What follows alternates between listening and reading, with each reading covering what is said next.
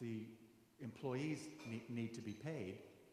And because we tax higher than other states, the cost of hiring an employee in our state of California is higher. And so an employer with jobs to offer will go to Texas or Nevada or Oregon. I think we're all familiar with this.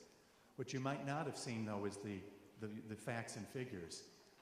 We are number one in income tax among all 50 states. We're number one in sales tax. And when you're hiring a person, and you can go to Texas where there is no income tax, or go to Nevada where there is no income tax, or you go to Oregon where there is no sales tax, you see the attraction. The danger is that the recession will end, but we'll come out of it more slowly because we've made it more costly to employ people in the state of California. I'm oftentimes met with the response, polite response, of course, that, but you haven't figured in real estate taxes, and Prop 13 keeps real estate taxes low. So really, on balance, isn't it true that California is a more middle state? It's not true. The reason is because the cost of property is so high in California. Even though the rate of property tax is kept low by Prop 13, what an employee has to pay, as we all know, is the property tax, the value of the property multiplied by that rate. So we actually turn out to be number 10 among all states in the median amount of property tax that we pay. We're number 8 in the business tax that we pay. I have friends who live 6 months and 1 day every year in the state of Nevada. Do you know what I'm talking about? And I'm not going to put the Franchise Tax Board on their tail to see if they really, really live in Nevada for 6 months. But they're there for a reason. They're there to escape the income tax in the state of California. So my point is, first of all, you cannot solve this by taxes alone. You've got to be careful that we have jobs to offer, that the economy revives strongly. One other aspect of this is shown on page 9. So if you turn to the last page of my handout, this is to those who say we could balance and have no problem with our budget if only the wealthy paid their fair share. The graphs that I show you there are the income tax in the state of California, which is the highest curve, the income tax in the United States, which is the next highest curve, the distribution of income in the United States, which is the third highest curve, and then the 45-degree line, which is if 20% of the population paid 20% of the taxes. So we have a very steep income tax in California. And what is very little understood is that 3% of California pays 50% of the income tax in California. That's higher, faster than any other state. And as to the criticism that, well, they have the money, why shouldn't they pay? Turns out the top 3% have 15%, 15% of the income. That's the third graph. So the 3% have 15% of the income and pay 50% of the income tax. I cannot make an argument that the wealthy should pay their fair share, and they're not presently, when I know those statistics. So it doesn't convince me, and as I said at the beginning, I'm almost done with my remarks, so then I'm open to hear your points of view and tell me if you think I'm wrong. But it doesn't convince me that it is wise in the present context to solve the problem all by taxes. We run the risk of sending jobs to other states, and it isn't really true that the wealthy don't pay their fair share. Their fair share is open to debate, of course, but I gave you the numbers, and those are rather striking numbers. It's also not correct that we balance this budget entirely through cuts. And here you and I come in. I'm on leave from the University of California, but I didn't resign my tenure.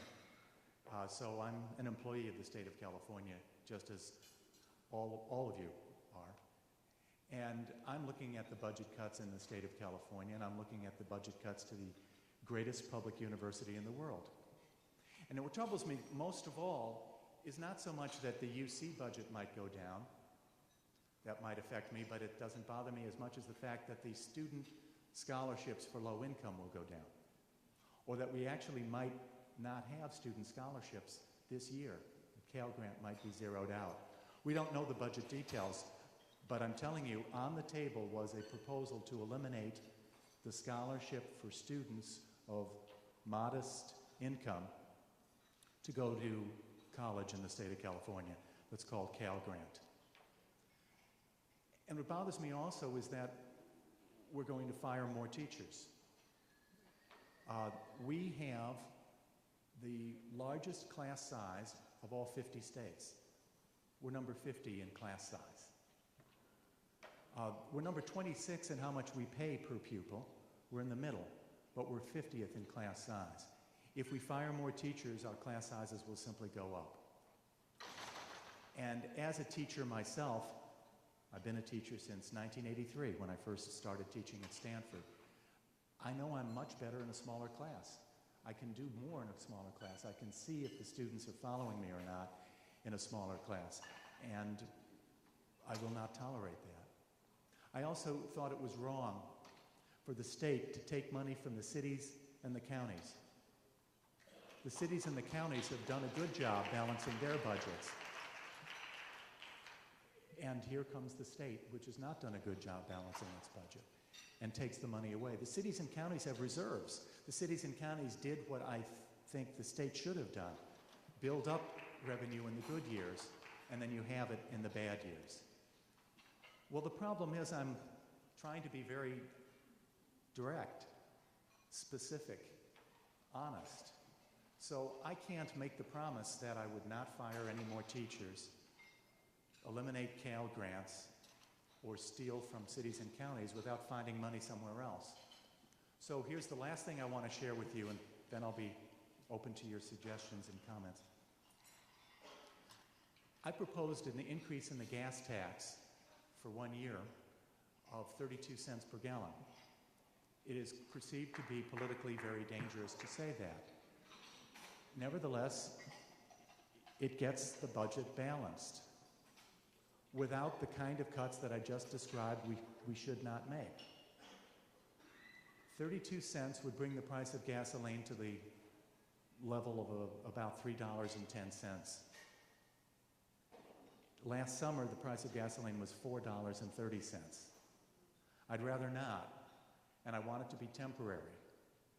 But you're looking, and allow me to make one tiny little self-aggrandizing comment here, but you're looking at the only candidate for governor who's had the guts to say what needs to be done in specific terms, and that includes an increase in taxes.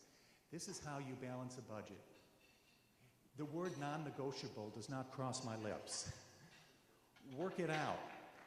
Find a compromise. Something from everybody.